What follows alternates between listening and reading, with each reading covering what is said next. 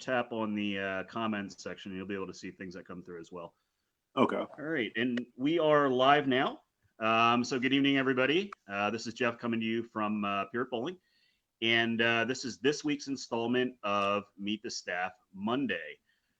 This week, I have invited on James Kasee, who represents Hammer under the brands of Brunswick, and he is coming to us right now from Delaware. So, James, how you doing? Very well, sir. How are you? I am doing great. Really my pleasure to have you on here.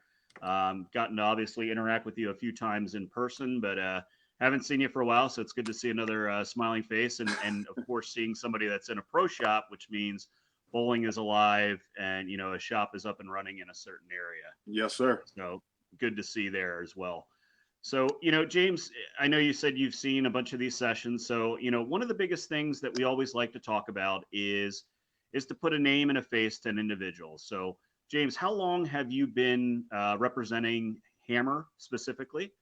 This is either my fifth or sixth year. Okay, fifth or sixth year. And I believe during those years, now you originally were not from Coatesville area. You were from down south. Is that correct? So originally from Cincinnati, Ohio area, spent 4.5 years in Knoxville, Tennessee, and we've been here. It'll be 3 around Thanksgiving. Okay, great. So kind of traveled all around, kind of newer to the region here, even though he's been here 3 years. New to the region, but sticking with the Hammer brand. So, from your perspective, what was kind of like your progression? How did you end up with under the Hammer brand?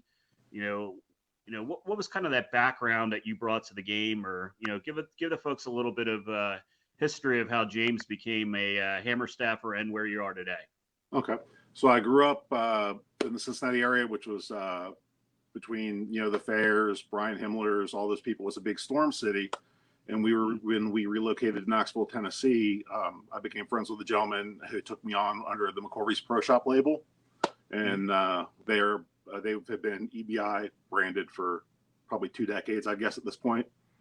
Right. And that's how I got introduced to the EBI equipment. And I was fortunate enough to get signed with Hammer probably about 5 or 6 years ago, and been with them ever since. Oh, it's pretty awesome. Did you bowl collegiately, anything like that? No, I'm odd. I bowled a lot up into high school, and then I grew a lot. And then I took up basketball, and I played basketball till my sophomore year of college, and I tore my MCL, my meniscus in my left knee. Stopped playing basketball, and then I went back to bowling after college. Yeah, and I mean, James mentioned he's a bigger guy. How tall are you, James? About 6'8". Yeah, 6'8". He swallows me whole. I'm a big guy myself, but when I'm standing beside James, I look like a midget. So, it could be worse. So I could be Tim Foy. And if Tim Foy was standing beside you, it would look like one of your children. So, Tim, you're probably out there watching, buddy. We love you, but got to rag on you a little bit there. So, I see that you're in the pro shop there. So, tell me a little bit about where you are now, what center you're in, where you're doing some of your bowling. So I'm helping out with Double Up Pro Shop, which is in Bowl-A-Rama in Wilmington, Delaware, on Monday nights. And then I'm helping Dan out. He's the owner here every other Thursday as well. Bowling League here Monday, Bowling League on Tuesday at Limerick Bowl. And then I'll be rotating in at some point in New Jersey on Thursday evenings. Oh, okay. What center in New Jersey? It was going to be Cherry Hill, and then it moved to drawing a blank on the center. Yeah, that's okay. Sorry about that. Vicinity, but it's yeah, getting all around. Like you said, you kind of live in one of those areas where it's quite a bit of a travel to any bowling center you go to. So Coatesville, so 35-40 minute drive just to get to a center. But it's kind of nice, going from center to center to center. But the other thing, maybe the question that comes out of that is, since you bowl at multiple centers, and you have now all of these different shapes and bowling balls in the bag, what are you seeing out there? What are you liking? What's in your bag right now, James? So since I'm kind of on the ogre side, I'm kind of speed dominant at times. So I'm really in love with like the low diff balls. So I've got a bonus and a web tour in my bag. And I also have a redemption hybrid. And I have a melee jab, blood red, which I've been getting a lot of play with. Yeah. Okay, that's great. We're actually reviewing the blood red jab this week on our channel. Tomorrow night, we're supposed to be talking to Jason Sterner. Okay. However, we're hoping that doesn't happen because, as you know, all the bowling fans out there right now, the PBA League is taking place. Jason's out there bowling for the Hitman. And if they do win tonight, they will qualify and they'll be bowling tomorrow night. So it would be a good thing if we don't get to hear from Jason tomorrow. I do have another guest lined up if it does get to that point, but blood red jab, I'm loving it. It's definitely in my bag as well. I wouldn't say that I'm on the speed dominant side. I'm pretty matched rev rate and speed, but for me, that ball has been really good, especially later in blocks, whether it's league or something where I have bigger opened up front angles and I need the ball to tip down lane later in blocks. Absolutely. For you being speed dominant, you said the lower diff and stuff. I mean, what's the first ball out of your bag right now? Either the bonus or the wet tour hybrid. Yeah. Kind of just determining how much is in the fronts, I'm assuming there. That bonus has a, really, really strong cover with 030 diff. And then you have the hybrid, hammer you're talking about with the web tour. It's also 030 diff, but completely different shapes. They're not on paper. They don't look too much different except for the difference in that cover. So both of those being, very special ones. But you mentioned as well, some asymmetry in there. So you have the redemption, you said hybrid in the bag as well. Correct. Box finish, or you hit yours pretty hard? Box finish right now. Good. Yeah, I actually didn't hit that ball. I was quite pleased when it came down to that series. That's a big old core in that ball, and yes, the solid version of it, I'm still looking for somewhere to throw it that's got enough volume. But it's amazing how much that ball reads the front part of the lane. So yes, but it looks amazing depending on what style you are. But this hybrid one's been pretty encouraging because the higher rev rate guys, even the low tilt players with a little less hand, are really seeing a lot of use out of this one as well.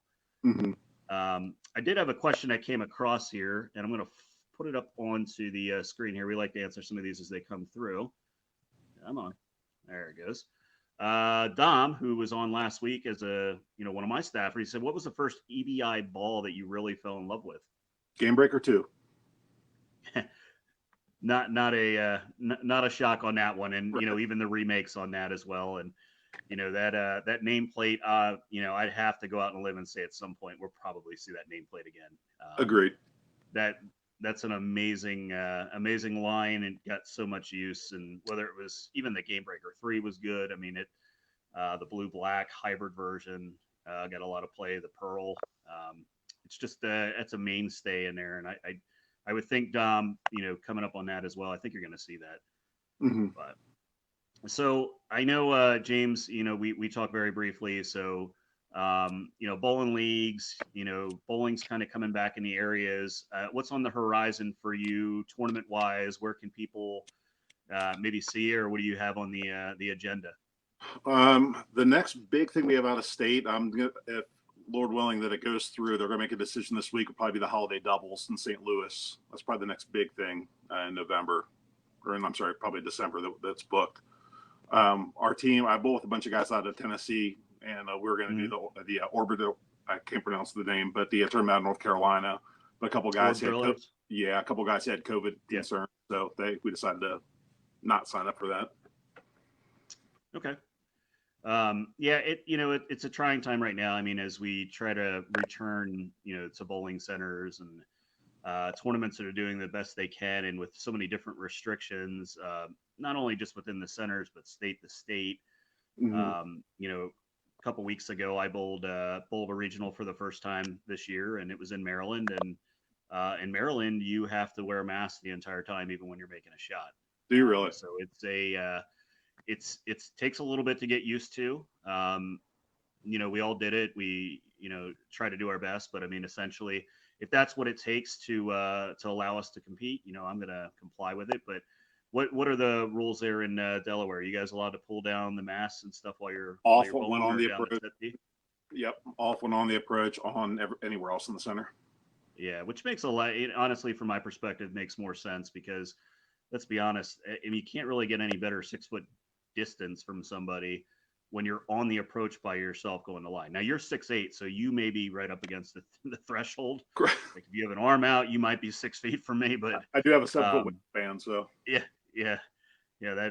That's a good way to judge if somebody's too close to you. Just put your arms out.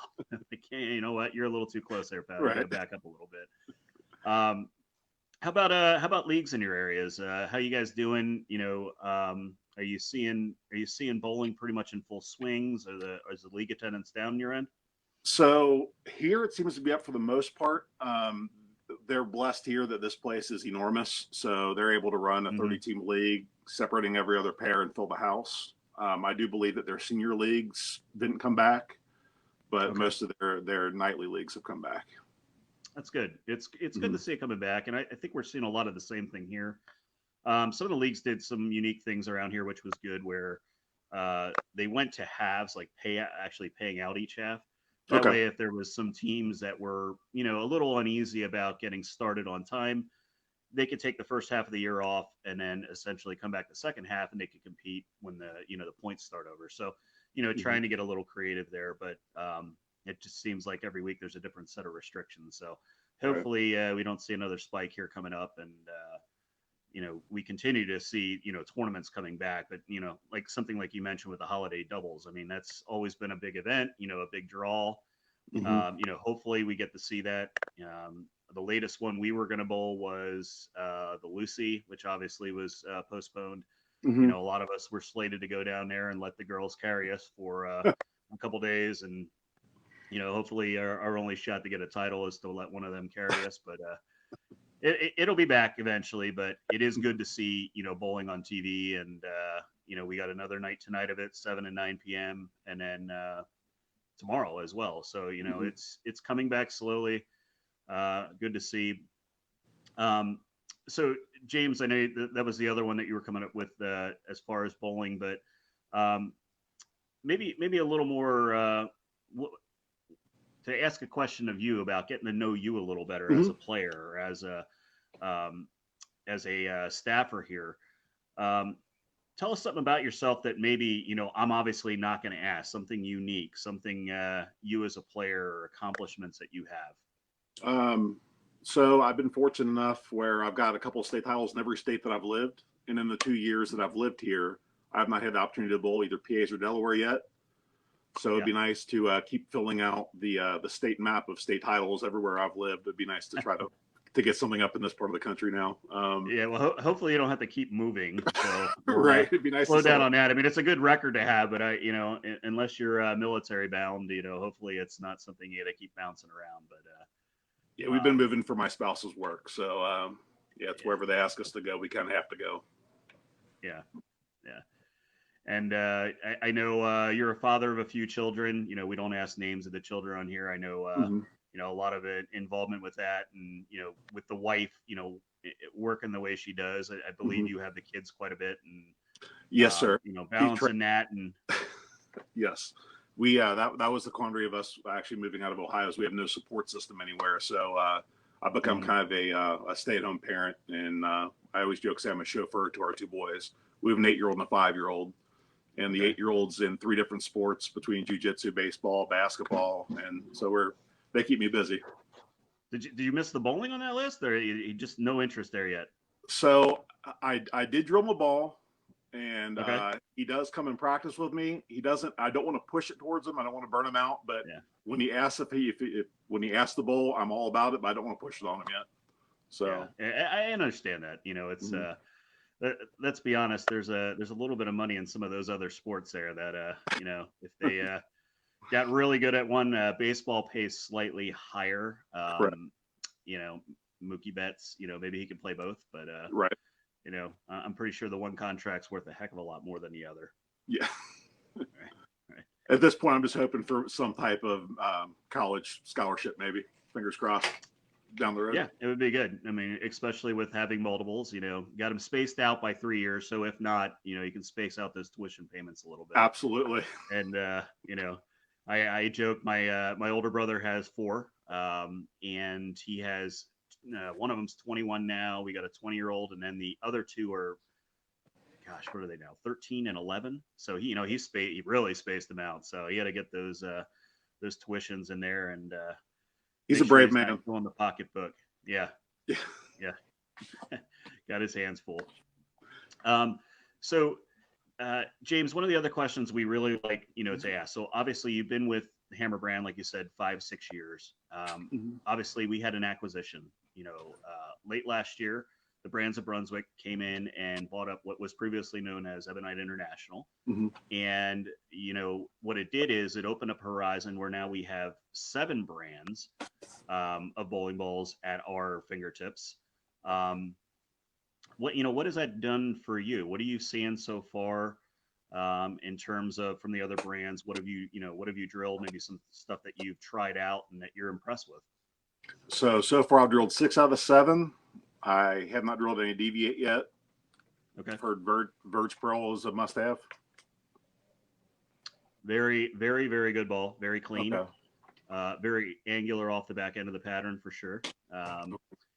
It's one of those things where I'm notorious that even though I've hit him in league, it's like every week I bring a different ball. I'm like, I want to see what this thing does, and throw it there. So I think I threw it maybe, 4 weeks ago or something, rattled off like 740, but it wasn't even high because Dominic, who asked the question earlier, we drilled him one up, took it off the press. He bowled 825 with it the first set out of the box. So very, very good. And definitely one that you want in there. And don't sleep on the Decree either. That bowl is really good.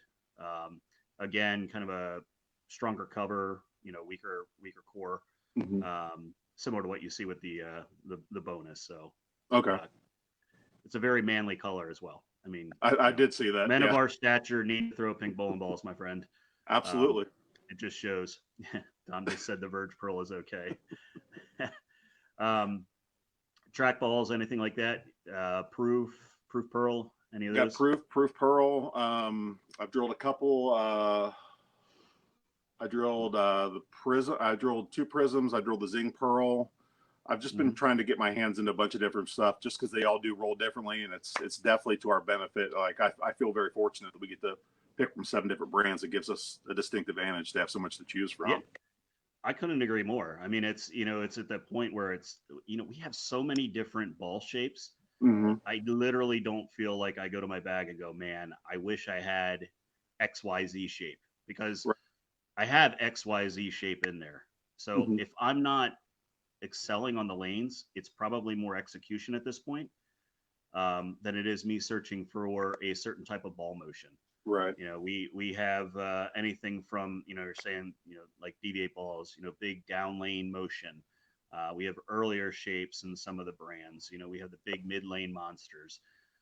So no matter what we're preparing for, it just seems like at our fingertips, we have an advantage. And that's why, we talk so much to the consumers and we educate and we do these sessions, because we really want to showcase just how good these bowling balls are. And, we always give the most honest opinions we can. I'm going to tell you if I'm throwing a ball, let's say on Thursday, at Throw Thursday, if this is something that I would be throwing on the pattern normally. And, when it's going to be in use. This past week we did the arrow, and we literally had 9 different styles on the feed and threw it from all over the gambit. And it was amazing to see the versatility and some of these balls have. And it'll look good in everybody's hand. It did. I mean, there was a lot of striking that went on Thursday. Even Wadka with the slow wheel was striking. He made it look good. He stopped in to pay us a visit. So looked good from the left side and everywhere else. So we have a couple other questions that are coming in here. So I want to get 1 or 2 more here. I know you are opening up around 5. So we're going to be yes, sir, making sure your customers are not banging on the door there for you. So Chelsea asked, who have you looked up to growing up, bowling and in general in life? So I think what she's saying there, do you have anybody you looked up to as a bowler and or, outside of bowling? Absolutely. So bowling wise, actually this kind of encompasses everything. My father, I grew up, he bowled at Steve Fair, 94 Masters champion. My dad bowled on his bowling team throughout the late 80s, early 90s. They won a couple of Eagles in the late 80s. So I was fortunate enough to watch that caliber of bowling growing up. and my father was patient enough to deal with a young me to try to teach me some stuff. So definitely my father and his teammates. I was very lucky to watch that growing up. Yeah, absolutely. It's, it's awesome. Again, my father as well is definitely one of those parental figures that I looked up to in the game. I mean, he's basically got me started in the game. So, it was awesome getting to see him compete. My dad is 72 now, so doesn't really do any bowling anymore because of some back issues and stuff. But Mm-hmm. he did come out of retirement in January when we launched the bowling center, the lane portion at Purett, and threw out the first shot, and he freaking 4-pin. It was a beautiful shot. It was a thing. It was awesome to watch. So I can only imagine what it was like in your mind as well, getting to see some of that bowling growing up. But especially talking about eagles, that is not a easy task to do. You're going out there eagle hunting, and anybody that's bowled nationals, you got to have it. You got to be throwing it real well while you're out there, and especially if you're going for that team title, you got 5 individuals who are really working together. I believe father actually ironically did it with a 1988 Red Hammer Pearl too, I believe. So awesome. Yeah. Awesome. Little nostalgia there. Now his his son is actually sponsored by the brand. So pretty cool little story there. I mean, from a goal perspective, I mean, James, do you have any goals, right now, things that you still want to do in your career or what you're shooting for? Absolutely. Obviously better scores at nationals is a big thing. So far the highlight's been, we had a third, I think we tied 32nd in doubles and I had a clean 30, which I was ecstatic with. That was probably 4 years ago. We have a team goal. Yeah. We'd like to crack the top 25 at some point in one of the events. Want to start bowling when things loosen up a little bit. I do want to start bowling regionals in this area as well. It's conducive with the wife's schedule, the kids' schedule, me being a chauffeur, but hopefully schedule will open up a little bit. Yeah, as the kids get a little older there, it'll probably be a little easier with the shuffling around and all. But there is actually a regional coming up next weekend, actually in Delaware, closer to the Wilmington area. So I will actually be down that way as well. So not sure if you're going to be around, but maybe if you are, we'll pop in and see you there at the shop and make a little drive by. But should be a pretty good regional cast there. I know a lot of guys from the PBA league, from my understanding, are making the trip since they're in Virginia to come up and bowl in Delaware before heading back to their respective cities. So could be some pretty good talent and showcasing on the lanes. Really good field to watch. Yeah. And that I haven't been to. I believe it used to be Price Lanes. Is where it's a Wilmington Bolero now, which I believe was the old Price Lanes. Couldn't tell you the last time I was in that building, but looking forward to it. Hope the nice thing is there, like you already said, no mask while we're bowling, so I might be able to breathe a little bit this week instead of in Maryland. But hoping for a good showing there, and like I said, maybe we'll get to run into you guys when we're down there. Absolutely. All right. Well, I'll tell you what, James, we are just about at the 25-minute mark. I know you're open up at 5 o'clock. I always want to be respectful of your time, but I truly do appreciate you stopping in, allowing individuals to put a name and a face, and then to also ask you a few questions and understand who is one of the representatives in the area that they can go to and ask questions about our brands and obviously in the pro shop there. Anything else that maybe I didn't ask you, James, that you want to share with anybody or need to No, I appreciate you reaching out to me, and actually I want to thank you too, because you've been extremely receptive to questions and stuff since this the Brunswick acquisition. You've been very vocal in helping us with stuff, so I want to thank you for that as well. Sure, no problem. That's what we're here for. We're all in this together, whether yes, of course we stick together with our brands, but bowling in general, we need to pull together now more than anything in a small industry like this. So I'm glad to see that you're Dan has taken over a shop there and continued, and you're in there, helping out and promoting just bowling in general. So, keep up the good work. And if there's anything that we can do in the future for you, never hesitate to ask away, and we'll answer anything that you do need. It's very much appreciated. Very much. All right. We are going to cut it off there. If anybody thinks of any other questions that maybe they wanted to ask and or something they needed to know about James, or they want to reach out to James and the center he's in there to pop in and see him in the pro shop there, feel free, shoot us a message on Facebook. Stay tuned for this week. Like I said, tomorrow we will do a Talk About It Tuesday segment where we're going to review the Brunswick Melee Jab Blood Red. Tentatively, my guest right now for tomorrow is Jason Sterner. Nice. But as I said in the beginning of the broadcast here, if Flash makes the telecast tomorrow night, we will have a step-in individual to come in and join us instead. Wednesday of this week, we're actually going to do a special Meet the Staff on Wednesday instead with Dan Schreiner, who is another staffer with the Brands of Brunswick under the Columbia 300 label. And then Thursday, of course, is going to be the Throw It Thursday segment with the Blood Red Jab.